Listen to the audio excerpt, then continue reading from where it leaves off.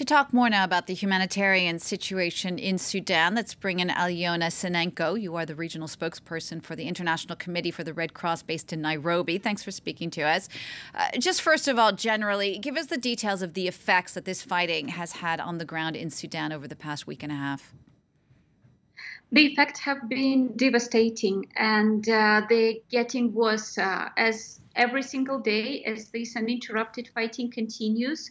The human toll is going higher and higher. We're now talking about hundreds of people who lost their lives, and the wounded are counted by the thousands. And last week, when I spoke to my colleague from Sudanese Red Crescent Society, he said that the healthcare system in the country was on the verge of collapse because medical workers cannot reach their duty station. The hospitals are without water, without electricity, without supplies. Almost 70% of health facilities stopped functioning. And this was last week, and the situation is getting worse. And in the past several days, the telecommunication networks were down, and it has been increasingly more difficult to reach people on the ground and to get the information. Alyona, you were talking about these hospitals being ill-equipped to help people. We are getting numbers of some 3,700 people who've been wounded so far. In that case, how are they getting aid? Are they getting aid?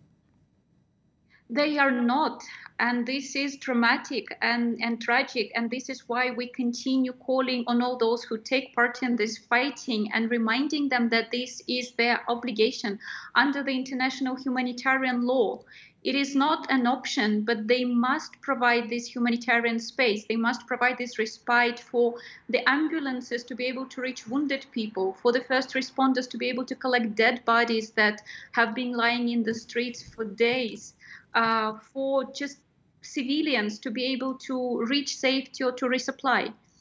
We've been talking today a lot about the evacuations of foreign citizens, diplomatic staff, etc. But what about the civilians who don't have the luxury of being airlifted out of Sudan? What's in place to help them?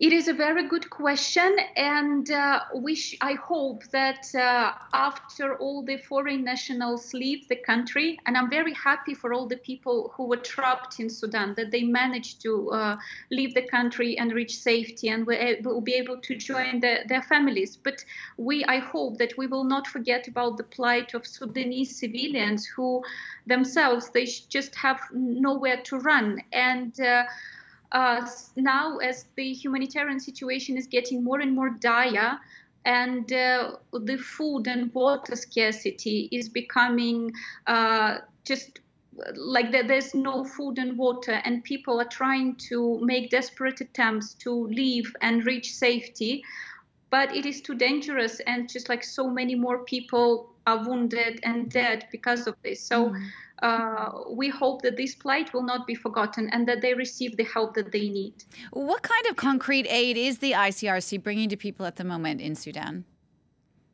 Unfortunately, in the past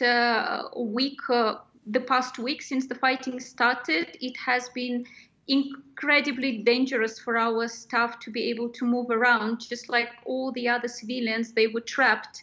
And with ongoing shelling and bullets and shrapnel flying around, they just couldn't do their work safely. We managed to deliver medical supplies to 2 hospitals in Darfur, because the fighting was not just happening in Khartoum, but in other areas as well.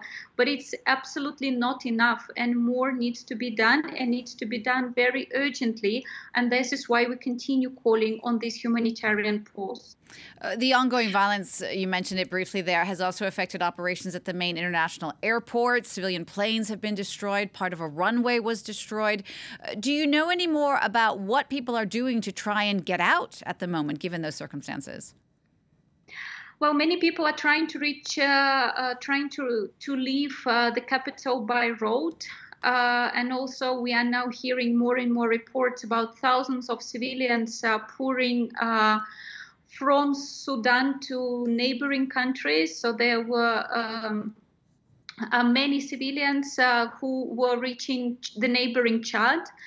But we should not forget, when we're looking at the regional implications of this violence, we should not forget that the countries neighboring Sudan, they have their own problems, and they've been also struggling with violence and instability for many years. And Sudan has actually been considered for quite some time as this safe haven, and it was hosting over 1 million refugees.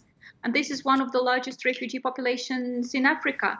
So now the question is, what's going to happen with these people? Where are they going to go? Alyona, thank you so much for taking the time to speak to us. Alyona Synenko, the regional spokesperson for the ICRC based in Nairobi. Thank you.